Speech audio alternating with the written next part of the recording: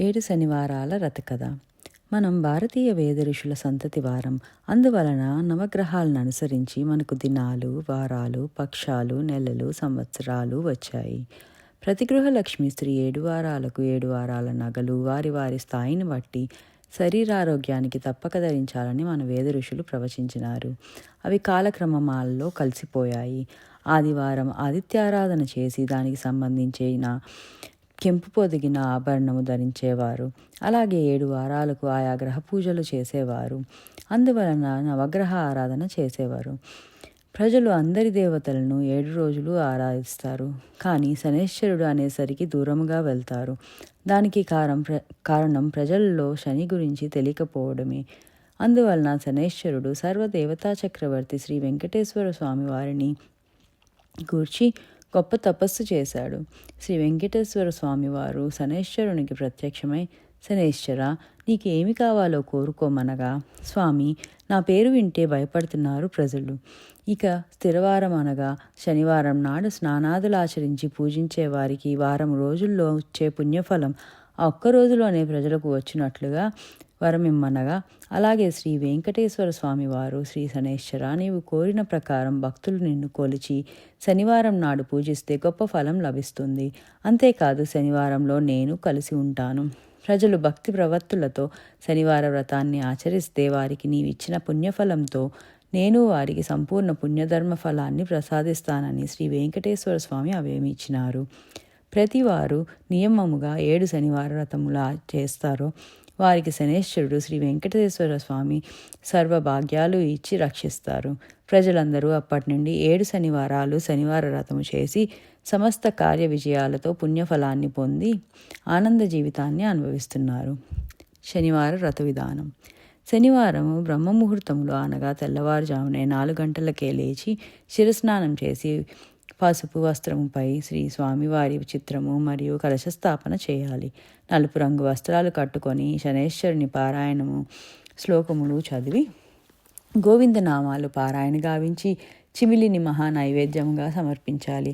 అలాగే సాయం సమయమున పసుపు రంగు బట్టలు కట్టుకొని శ్రీ వెంకటేశ్వర స్వామి వారికి షోడశోపచార పూజ చేసి అష్టోత్తర శతనామాలతో పూజ చేసి మహానివేదనగా చక్కెర లడ్డూలు సమర్పించాలి.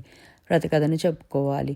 రాత్రికి ఒకరికి భోజనం పెట్టాలి. ఆ భోజనంలో అన్నం వడ్డించి కొంచెం పిడిసిన కట్టి అన్నాన్ని అమృతమస్తు ఆరోగ్యమస్తు అని భుజింపచేయాలి. సాయంకాలం దాకా ఉపవాసం చేసి ఆ అతిథిని దైవంగా చూసి భోజనం పెట్టి చందన దక్షిణ తాంబూలాదులకు అతనికి సమర్పించాలి. ఆ తర్వాత వ్రతం ఆచరించిన వారు భోజనం చేయాలి. ఇలా 7 శనివారాలు నియమనిష్టలతో భక్తితో ఏకాగ్రతతో 7 శనివారములు వ్రతాన్ని ఆచరించాలి. ఈ 7 శనివారాలు సప్తగిరులుగా ధ్యానించాలి. ఈ వ్రతాన్ని 7 వారాలు నిరాటంకంగా చేసి అనంతరం తలనీలాలు స్వామివారికి సమర్పించాలి. ఒకానొక కాలంలో మహాభక్తితో ఒక పవిత్ర దంపతి శ్రీ వెంకటేశ్వర స్వామి వారిని నిత్యము పూజ చేస్తూ ఉండేవారు. ఇలా కొన్నాళ్ళు జరగగా పరమ పావనమైన కాశీ నుండి ఒక బ్రాహ్మణోత్తముడు ఆతిథ్యానికి వచ్చాడు. ఈ దంపతి అతన్ని దివ్య అతిథిగా పూజించి కేవలం శ్రీ వెంకటనాథునిగా తలచి అతనికి సర్వ అతిథి సత్కారాలు హృదయపూర్వకంగా చేశారు.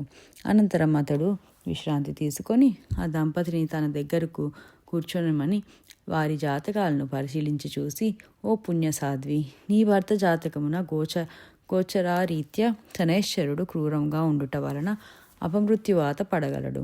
దీనిని నివారించడానికి నీవు పవిత్ర హృదయంతో 7 శనివారాలు ఈ శ్రీ వెంకటేశ్వరునకు భక్తి ప్రవత్తులతో ఈ శ్రీ ఏడుకొండల స్వామి వారి వ్రతాన్ని ఆచరించాలి. నీ భర్త రక్షణ నీయందే ఉన్నది. ఈ 7 శనివారాలు ఏకాగ్రతతో శ్రీ వెంకటేశ్వర స్వామి వారిని భక్తితో అర్చిస్తే నీ భర్త ఈ గండము నుండి బయటపడతాడు.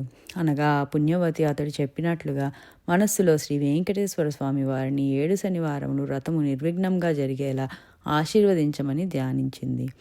మొదటి శనివారం నాడు బ్రహ్మముహూర్తమునే లేచి స్నానం చేసి శుచి అయి పూజాపీఠాన్ని ఏర్పాటు గావించి దానిపై పసుపు రంగు వస్త్రము పరిచి తిరునామం శంఖచక్రాలు చిత్రముతో స్వామివారి చిత్రమును మరియు కలశస్థాపన చేసి విఘ్నేశ్వరుని పూజించింది.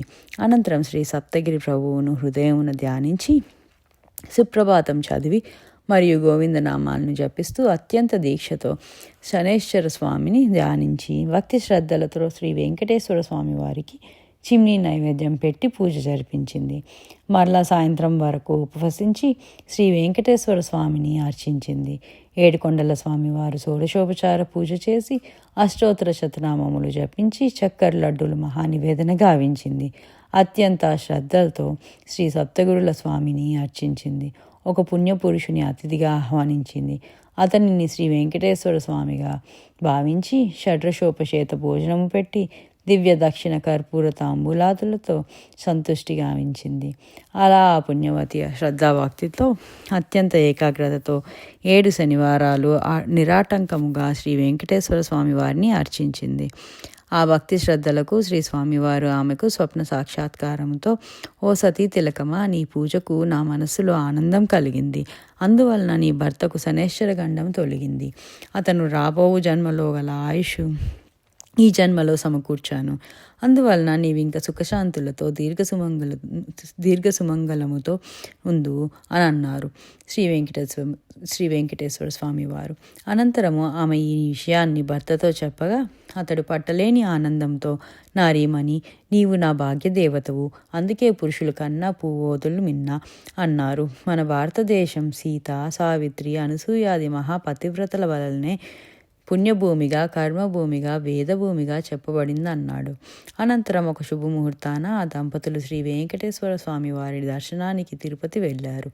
భక్తి తాత్పర్యాలతో ఇరువురు ఏడుకొండలు కాలినడకన గోవిందనామాలు జపిస్తూ ఎక్కి భూలోక వైకుంఠమైన తిరుమలపై నెలకొని ఉన్న శ్రీ వెంకటేశ్వర స్వామి తనివి తీరా దర్శించి సాష్టాంగ నమస్కారం ఆచరించి ఆ కలియుగ దైవాన్ని మనసారా ప్రార్థించి అతని ప్రసాదాన్ని స్వీకరించి ఇంటికి వచ్చి బంధుమిత్రులతో అన్నసంతర్పణలతో ఆనందించారు. ఇలా ఆ దంపతులు పూర్ణ పురుషాదులతో భూలోకంలో ఎన్నో సత్కార్యాలు ఆచరించారు. అనంతరం వారు శ్రీ ఏడుకొండల స్వామిలో కలిశారు.